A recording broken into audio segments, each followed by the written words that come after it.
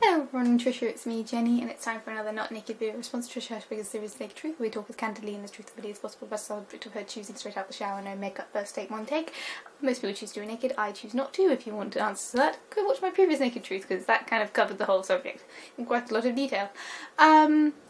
So, today's subject is high school, and does it matter? And for the sake of clarity, before I start, this is technically my second take because I got to about this point in the video and the phone started ringing, so my hair's slightly drier. I'm using my tripod because my tripod was set up and I've been doing handhold for the last couple of weeks because I couldn't be asked to set up my tripod, so woo! Anyway, distractions aside, high school. I'm not really sure what age high school is. In England, secondary school is from 11 years old to about 16 years old, and then you can choose to do sixth form, which is 17 to 18. I think they've changed the law now so that it's compulsory to do sixth form or college or something within that boundary before going on to university at around 18. I don't really know what age range high school is off the top of my head. I think it changes a lot, but basically secondary school for me was ages 11 through to 18 because I did sixth form. And yeah, like the question of does it really matter? I think every part of your life matters in some capacity or another. They say a lot of things in studies about because your brain is developing, a lot of the habits that you learn during that time are habits that will influence you for the rest of your life. So, you know, actually developing your brain to learn and muscle memory and personal habits and language is something that you need to kind of develop during that time, or else you kind of lost it in some way. But I also am aware of the idea that, you know, your personality changes every 10 years. They say if you jump back 10 years to 10 years, 10 years, you're kind of a different person every 10 years, which is, I don't think maybe that's entirely true, and I don't think the concept of you know, being the same person every 10 years is entirely true. There is a lot of things that I recently reread my teenage diary, and there's a lot of things in that I definitely very much relate to and I'm still very true to. I still procrastinate, I still have problems with sleeping, I still have problems with,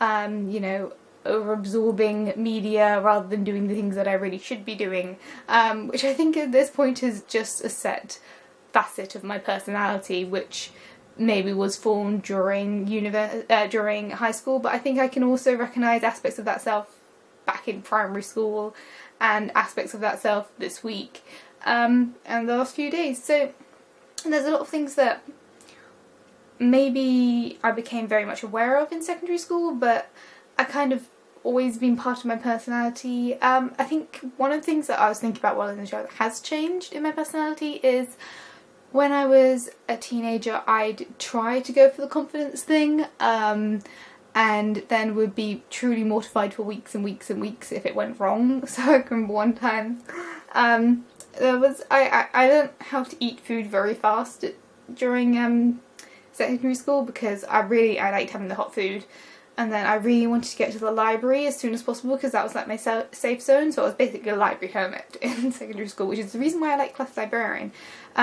because in secondary school I literally go from home to the bus stop, which is about maybe, let's be generous, 15 metres, bus to the library to class, class to class, class to library for break time, library to class to the lunch hall. As soon as the queue is done, as soon as I've eaten in the dining room, straight to the library and spend all my time in the library, back to class, and then once class was done, home, bus and home. And like, yeah, going back to the original thing, I learnt to eat my meals really, really quickly because the dining room was like a not safe zone. It was full of people that I was less comfortable with and who were less pleasant to me. So I really hated standing in the queue because you're stuck in the line, and I was one of those, you know, raw, like, stagnant people who, like, I hated it when people went in front of me because I would stay in the queue no matter what. But at the same time I didn't have the confidence to be like, hey, you're skipping the line. Go to the back of the line. I've been waiting here twice as long. I hated the line. And I'd sit down and I'd like eat my food as fast as I physically could, and then I'd run off to the library. And there was one time some really, really bitchy girls sat next to me and they were like, they said something, I can't remember what they said something rude, and so, like, in order to be confident and stuff, I gave them a big grin, but I had my mouth full of food, and oh god, So that I was mortified about for weeks. Now I can look back and I think that's hilarious. That was genuinely hilarious. But I can remember being mortified about that for months. And there's a couple of other incidents that I can remember doing something and trying to be confident and trying to do something really, really cool and ending up failing and being mortified for a long, long time. Now I feel like, I'm a lot better at pulling off the confidence thing, because most of the time I just am like, so what? It's not the end of the world. I can do something, and to be honest, nobody else is going to care if I do something foolish or stupid or cool or awesome, because their life is their own, and they've got things that they're worrying about. So, you know, in the end, if I do something that's desperately embarrassing for me, it's not going to affect them. At least not for a great period of time, particularly with this whole internet era where we have such short attention spans. If I were to do something incredibly stupid and someone caught it on camera and it became like a meme, give it 3 weeks, no one's going to remember it.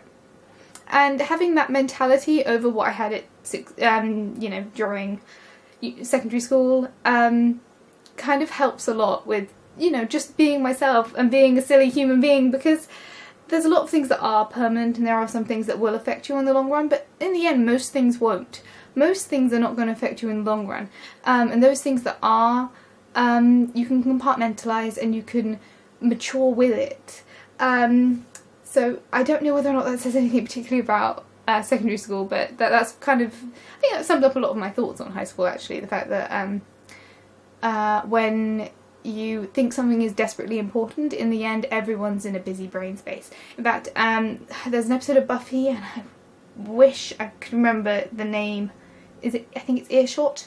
There's an episode of Buffy which involves Buffy getting telepathy, and she, you know, says this brilliant speech about, you know, everyone's suffering in their own way, everyone's in their own pain, and that's kind of one of those things that I've learned since leaving secondary school, is that in the end no one else is going to really care if you are having a good day, a bad day, an awesome day, a really embarrassing day, because they're all wrapped up in their own stuff as well.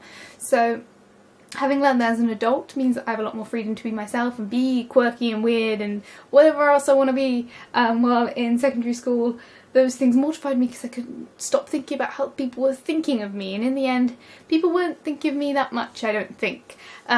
So yeah.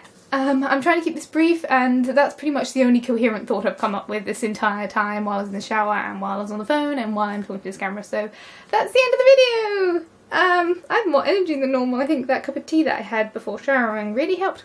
Anyway, thank you for watching. Feel free to comment down below.